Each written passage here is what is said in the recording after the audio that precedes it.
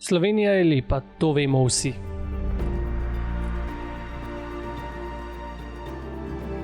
Pa sta kljub temu zmeraj znova presenečena, ko naju najina domovina sezuje in pusti brez besed.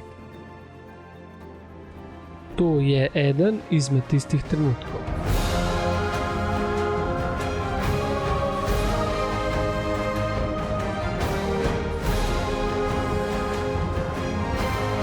Dobrodošli na Kraškem robu.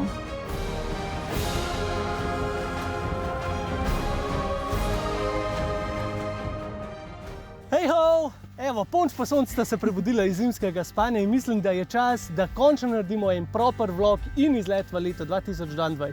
Danes se odpravljava tja, kjer se belo skalovje spogleduje z morjem. Tja, kjer si roko podajata Kras in Istra, torej na Kraški rob. Vlog začenjava z vzponom na Črnokalsko utrdbo, kjer imamo čudovit razgled na Jadransko morje, Kraški rob, na okoliške griče in pa tudi na Alpe. Verjetno se sprašujete, kje je Kraški rob. Kraški rob je v bistvu pokrajina, kjer se Kras prelije v Istro in v bistvu imamo posledično take pečine oziroma skalnate stene. Je pa v bistvu to se vije tekom cele širine Slovenije, torej od Trsta pa do meje s Hrvaško do v bistvu vasice Sočerga.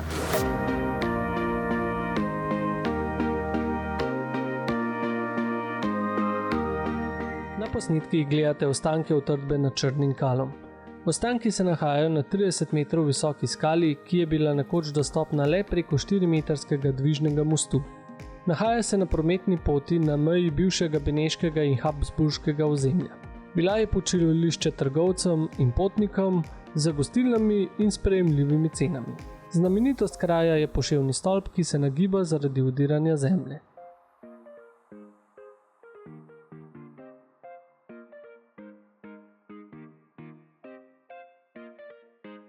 So pa tele kraške stene tudi idealne za vse ljubitelje plezanja. Poglejte, kako plezajo.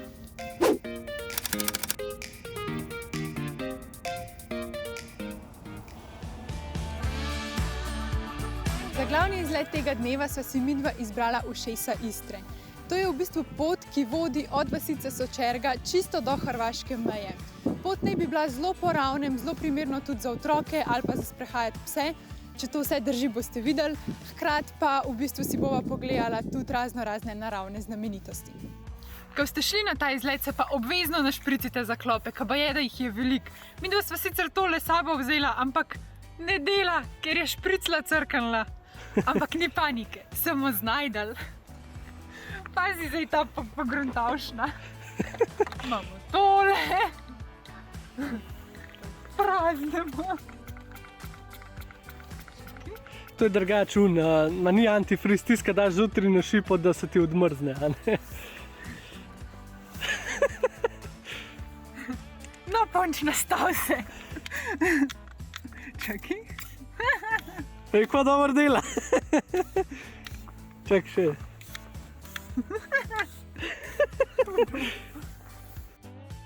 Če se boste odpravili na ta izlet, se vam splača zapeljati do vasice Sočerga, kjer v bistvu parkirate pri cerkvi Svetega Quirina. Tam je eno tako veliko parkirišče in potem tukaj štartate na pot.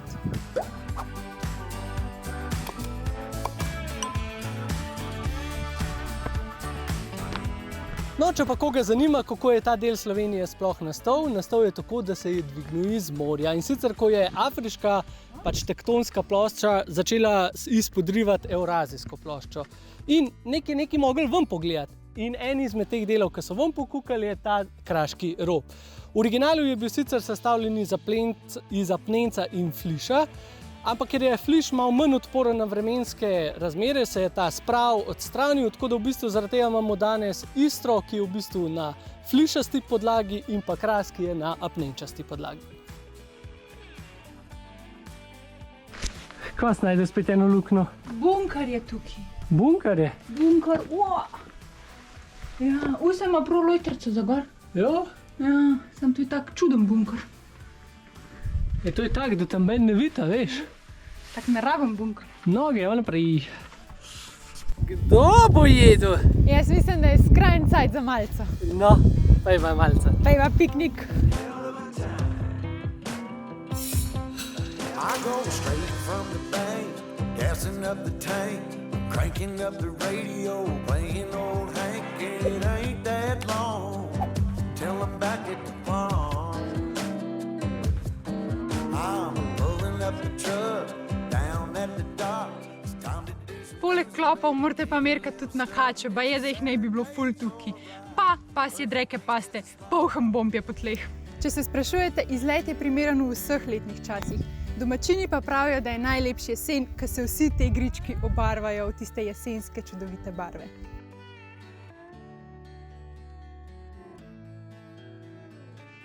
Prišla sva do naslednje naravne znamenitosti. Naravni most. Dolg je kar 6 metrov, visok pa je 2 metra pa pol. No, še nekaj treba povedati, ne? Imejte primerno obutev, pač ne kakšnih Japank polet nositi, ker je ful skalnato. Skalnato. Prišla sva do največje atrakcije Velibadin klifov. To so teli klifi iz apnenca, ki se dvigajo za nama. In sicer do tako imenovanih ušes Istre. Zdaj, geološko gledano so to sicer tako imenovani spodmoli. Ušesa Istre pa so jim dali ime domačini, zaradi tega, ker se ves okoliški zvok zelo lepo tako ujame v njih.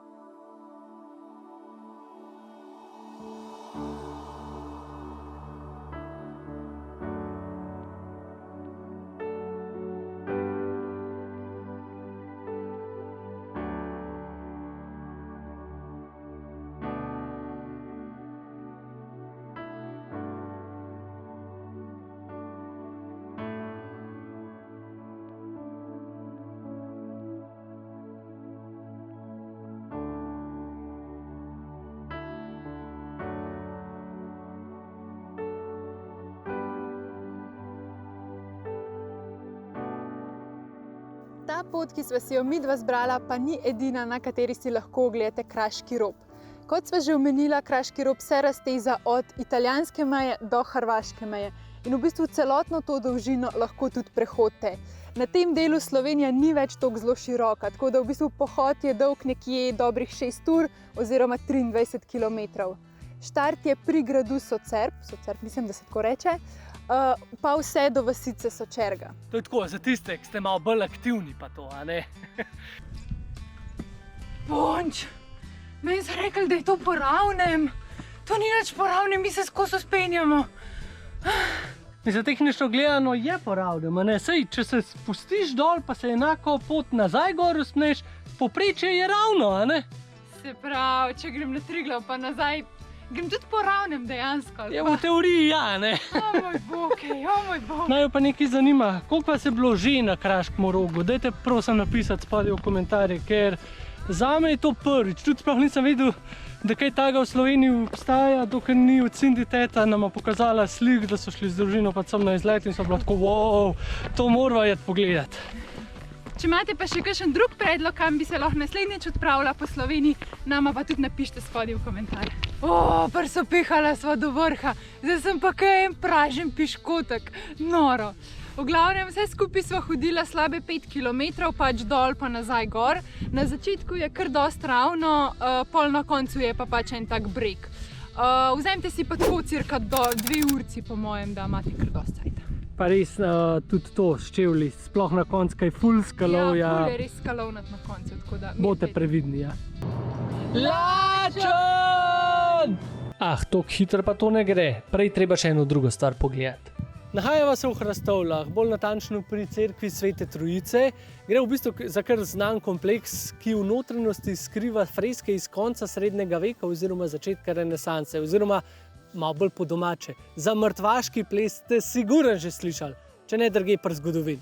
Gre v bistvu za res zelo znano fresko, drugače pa vstopnina za sam vhod je 3 evre, odprto pa je nekje do 5.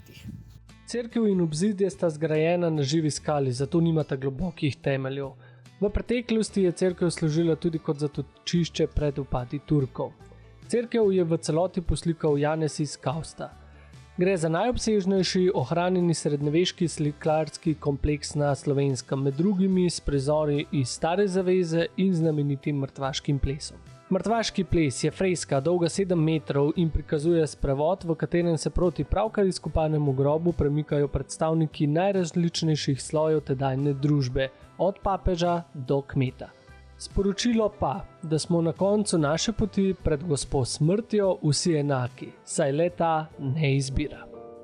V Hrastovljah se nahaja tudi gostilna Švab, kamor sva se zdaj odpravila jesti. Tukaj boste res najdeli tako tradicionalno istrsko hrano in je v bistvu taka domača gostilna, kjer pripravljajo hrano še čisto na tradicionalen način. Tukaj vidite tukaj na moji levi. Ampak Cindy, tole pa če bi naročila, ne bi dobila. Ne bi dobila boljše mize, res ne. Dobar, ogenček. Ej, sej drugače imamo gretje doma, veš? Jaz še nimam dosta ognja. Da ti reči na zdravno. No, punč, činkalo binkalo. Činkalo binkalo. Gostilno je pred 20 leti vzel mladenič, kateri je zdaj tudi šef. In so tukaj prve 3 leta prevedeli on, njegova mama in njegov oče pri tem kamenčku. In so čakali, da pridejo prvi gosti. In kakor so začeli gosti prihajati, pač se je potem širila ta reklama iz ust do ust in je vedno več začelo prihajati in Italijanov in Avstrijcev in posledično pol tudi Nemcev. Največja reklama, kar je bila od naše gostilne, je bila to, ko se je predajala iz ust do ust, iz agencije v agencijo, brez nobenega interneta, brez nobenih nekih večjih plakatov, letakov in tako naprej. Zdaj smo dejansko gostilna, katera premore kapaciteto 240 ljudi od enkrat.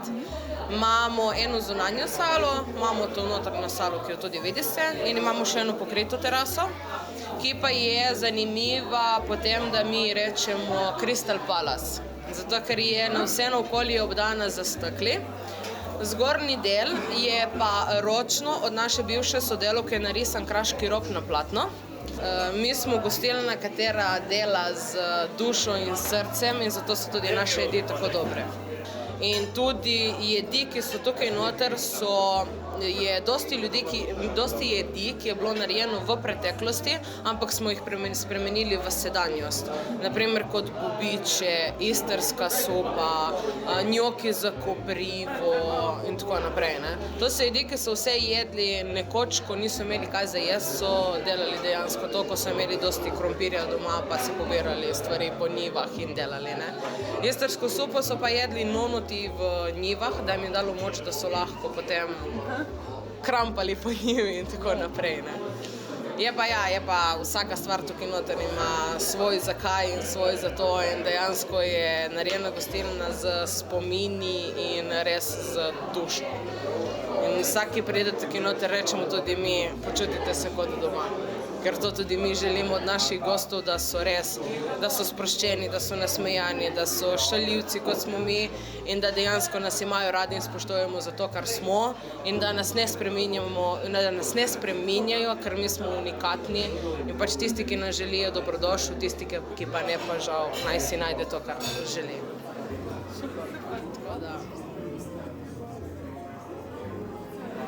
Tole bo pa dober punč. Naš punč ima roast beef po istrsko. Jaz imam pa ombolo v refoškovi omaki. So kar zaseden, tako da je rezervacija zaželjena, dela pa gostilna samo ob koncih tedna in za praznike. Evo, pa smo prišli do konca še enega vloga po Sloveniji. Če ti je bil ta vlog všeč, imava na najinem kanalu še en kup enih drugih izletov po Sloveniji. Tako da najprej stisni like na ta video, pa si pa hitro pojdi pogledat še kakšen fajn vlog izleta po Sloveniji. Pa ne se pozabiti naročiti na najin kanal, je za stolk, čist nič ne grize. Zdaj pa se vidimo v naslednjem vlogu. Čau, čau!